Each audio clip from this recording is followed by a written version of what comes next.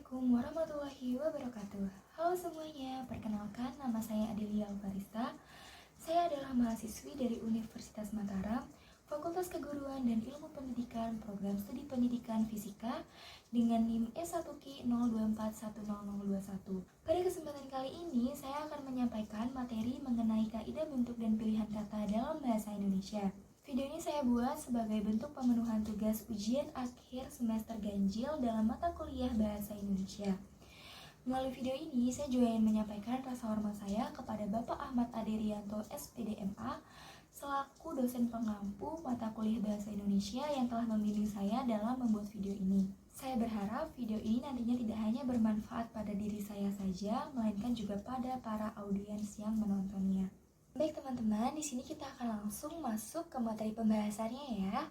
Nah, supaya pembahasan kali ini bisa menjadi lebih terstruktur, di sini saya akan membahas dulu mengenai definisi bahasa. Nah, kita ketahui nih kalau definisi bahasa itu sangat luas. Namun, secara sederhana, bahasa itu merupakan alat komunikasi yang digunakan dalam aktivitas sosial. Kemudian, bahasa ini tersusun atas dua aspek. Aspek yang pertama merupakan aspek bentuk. Jadi, aspek bentuk ini tersusun lagi atas dua jenis. Jenis yang pertama yaitu aspek audio. Contohnya adalah apa yang teman-teman dengar dari suara saya sekarang merupakan bentuk audio dari suatu kebahasaan. Kedua, ada aspek visual suatu bahasa di mana wujudnya bisa kita amati dengan indera penglihatan kita melalui tulisan dalam medianya. Selain itu, terdapat pula aspek makna yang merupakan gagasan atau tujuan dari bahasa yang disampaikan. Baik teman-teman, tadi kita sudah mengenal sedikit mengenai bahasa. Selanjutnya, di sini kita akan membahas beberapa struktur yang menjadi penyusun dari kebahasaan tersebut. Pertama, ada yang namanya bentuk kata. Jadi teman-teman, bentuk kata ini merupakan bentuk audio atau visual dari bahasa.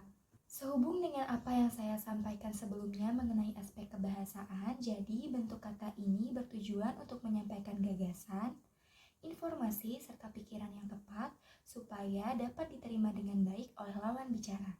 Selanjutnya, di sini kita akan membahas mengenai jenis dari bentuk kata tadi ya. Jadi, bentuk kata itu ada dua jenis. Yang pertama adalah kata dasar dan kata bentukan. Kata dasar ini sesuai namanya merupakan dasar dari kata-kata yang memiliki makna lebih luas. Sedangkan kata bentukan adalah kata yang sudah mengalami pembentukan atau perubahan wujudnya sehingga merubah makna dari kata tersebut. Sebelum membahas lebih lanjut tentang bagaimana sih bentuk kata itu, di sini saya akan menjelaskan sedikit tentang kaitannya terhadap bahasa baku sehingga mempermudah kita dalam mengaplikasikannya. Nah, teman-teman, secara sederhana, bahasa baku itu dianggap sebagai standar kebahasaan yang mempermudah kita dalam melakukan komunikasi atau interaksi nasional. Adapun bahasa baku dalam kata dasar dan kata bentukan harus memenuhi beberapa aspek nih. Aspek tersebut diantaranya, pertama, kata dasar tersebut harus dipilih dengan penyesuaian yang tepat terhadap konteks kalimatnya. Yang kedua, jika terdapat imbuhan, maka imbuhannya harus sesuai dengan tata bahasa. Dan yang ketiga, kata imbuhan tidak boleh bersifat ambiguatif. Jadi, aspek-aspek tadi akan mempermudah kita dalam melakukan penyusunan terhadap kata dasar dan kata bentukan untuk melakukan suatu komunikasi. Setelah mengetahui aspek-aspek tadi, di sini kita akan langsung masuk ke materi cara dalam pembentukan kata. Nah, cara dalam pembentukan kata ini juga beragam. Pembentukan kata yang pertama adalah dengan menggunakan pengimbuhan.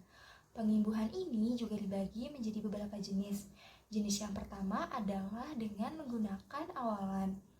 Pengimbuhan dengan menggunakan awalan dibagi menjadi tiga jenis. Yang pertama adalah meng atau peng, kedua adalah ber, dan yang ketiga adalah ter. Selanjutnya, di sini saya akan membahas sedikit mengenai cara menggunakan imbuhan awalan tadi. Nah, contohnya nih, kita menggunakan kata jalan. Kata jalan itu jika kita berikan awalan ber, maka akan menjadi kata berjalan. Kata jalan dan berjalan tadi tentu mempunyai makna yang berbeda, di mana kata jalan itu bisa berarti suatu objek yang bermakna jalur. Sedangkan kata berjalan itu mengarah pada kata kerja atau tindakan. Selanjutnya di sini kita akan membahas mengenai imbuhan yang menggunakan akhiran. Untuk imbuhan dengan menggunakan akhiran ini dibagi menjadi 5 jenis. Yang pertama adalah dengan menggunakan akhiran an, yang kedua dengan menggunakan akhiran i, yang ketiga dengan menggunakan akhiran kan dan lah, yang keempat dengan menggunakan akhiran man dan wan, dan yang terakhir dengan menggunakan akhirannya. Berbeda dengan imbuhan yang menggunakan awalan, imbuhan akhiran ini memiliki fungsi yang lebih spesifik.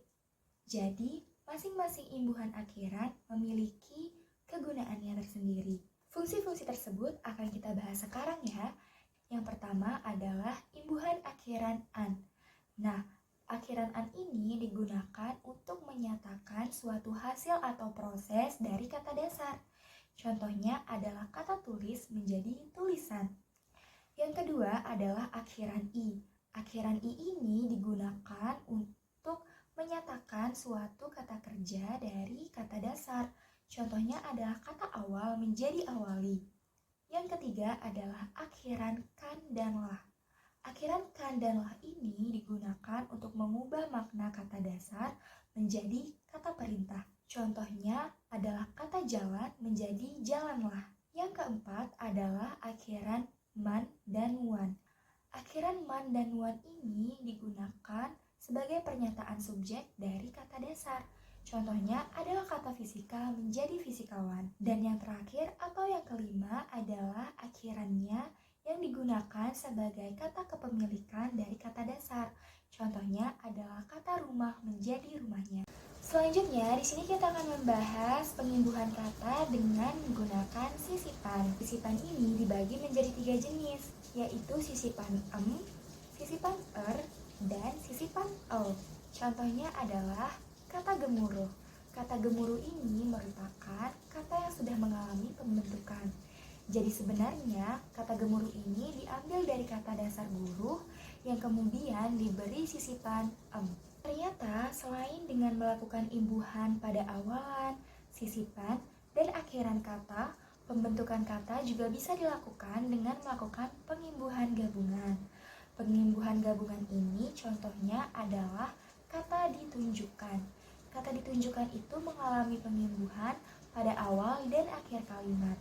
Teman-teman, selain dengan cara pengimbuhan, pembentukan kata juga dilakukan dengan melakukan penggabungan antara kata dasar. Contohnya adalah kata kerjasama. Jadi kata kerjasama ini merupakan penggabungan antara kata kerja dan kata sama. Dan tentunya nanti akan menghasilkan makna yang berbeda. Cara selanjutnya dalam melakukan pembentukan kata adalah dengan melakukan penggabungan unsur terikat pada kata dasar. Unsur terikat yang dimaksud adalah kata yang tidak bisa berdiri sendiri. Contohnya adalah unsur pra pada kata prasejarah. Selanjutnya ada pula pembentukan kata dengan melakukan pengulangan pada kata dasar. Contohnya nih kata anak-anak. Tentu saja mengubah makna dari kata dasar tersebut ya teman-teman. Karena kan kata anak-anak itu diambil dari kata dasar anak yang mengarah pada satu subjek. Sedangkan untuk kata anak-anak itu mengarah pada subjek yang lebih dari satu. Namun dalam beberapa kondisi, pengulangan kata ini juga digunakan sebagai kata dasar. Contohnya adalah kata kura-kura atau kata kunang-kunang. Nah, yang terakhir dari cara pembentukan kata ini adalah pengakroniman atau akronim. Jadi akronim itu merupakan proses pemendekan nama atau suatu ungkapan dengan melakukan gabungan dari huruf awal dan suku kata atau menggunakan gabungan dari keduanya. Contohnya adalah kata SIM yang merupakan singkatan dari surat izin mengemudi. Nah, teman-teman, itu dia tadi materi mengenai pembentukan kata. Selanjutnya di sini kita akan membahas mengenai pemilihan kata. Jadi, pemilihan kata itu adalah proses memilah kata yang akan kita gunakan supaya gagasan yang ingin kita sampaikan itu bisa terungkap dengan tepat. Untuk mempermudah proses pemilihan kata ini, di sini saya akan menyampaikan 3 kriteria dalam pemilihan kata. Yang pertama adalah ketepatan. Ketepatan itu merupakan pemilihan kata yang tepat sehingga maknanya bisa diterima dengan tepat oleh pembaca atau pendengarnya. Yang kedua adalah kecermatan. Kecermatan ini merupakan kemampuan untuk memilih kata-kata yang diperlukan dalam suatu kebahasaan. Dan yang ketiga adalah keserasian. Keserasian ini adalah kemampuan untuk menggunakan dan menggabungkan kata-kata yang sesuai dengan konteks pemakaiannya. Selanjutnya, di sini saya akan menyampaikan juga mengenai bagian-bagian penting dalam pemilihan kata. Yang pertama adalah memahami perbedaan antara denotasi atau makna dasar dan konotasi atau makna tambahan. Yang kedua, memahami kata bersinonim untuk pemilihan kata yang lebih tepat. Yang ketiga, menggunakan kata yang lebih sopan atau tidak bersifat vulgar. Yang keempat, memahami penggunaan kata generik atau umum dan spesifik atau khusus. Yang kelima, menggunakan kata penghubung yang tepat. Dan yang keenam adalah menggunakan kata lazim. Nah teman-teman, itu dia tadi pembahasan dari saya mengenai tips untuk mempermudah kita dalam melakukan pemilihan kata. Kita ketahui nih bahwa pemilihan kata pada setiap orang tentu berbeda-beda.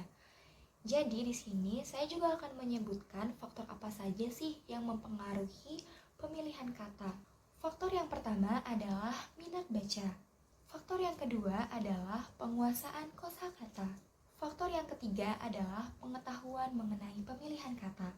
Dan faktor yang terakhir adalah interferensi bahasa ibu. Baik, itu dia tadi materi yang dapat saya sampaikan mengenai kaidah bentuk dan pilihan kata dalam bahasa Indonesia.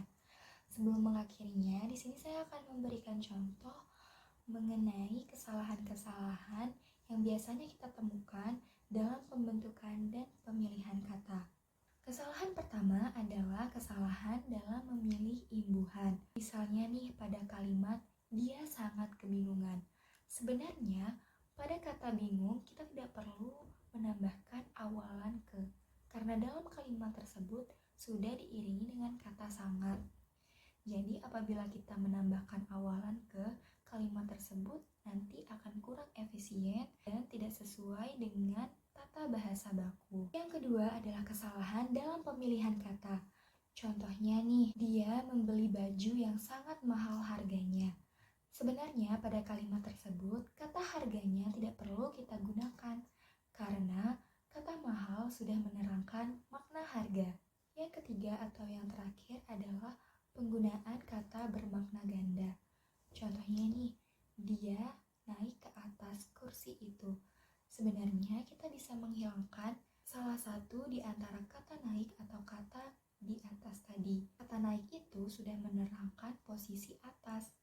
Dan kata di atas juga memiliki arti yang sama. Jadi kita bisa menghilangkan salah satunya supaya kalimat yang digunakan bisa lebih efisien dan sederhana. Baik teman-teman, di sini saya juga akan menyampaikan solusi untuk mengatasi atau menghindari kesalahan-kesalahan tadi.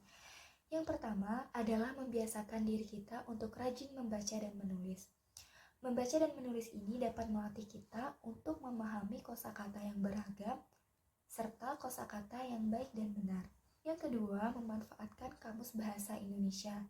Di dalam Kamus Bahasa Indonesia ini, kita bisa mempelajari tentang arti kata, ejaan, serta sinonim dan antonimnya. Yang ketiga, mempelajari tentang kaidah kebahasaan. Yang keempat, memanfaatkan teknologi dengan sebaik mungkin.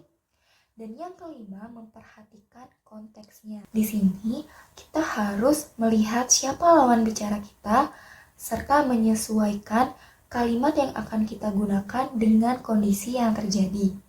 Baik teman-teman, saya rasa hanya itu yang dapat saya sampaikan mengenai kaidah bentuk dan pemilihan kata dalam bahasa Indonesia.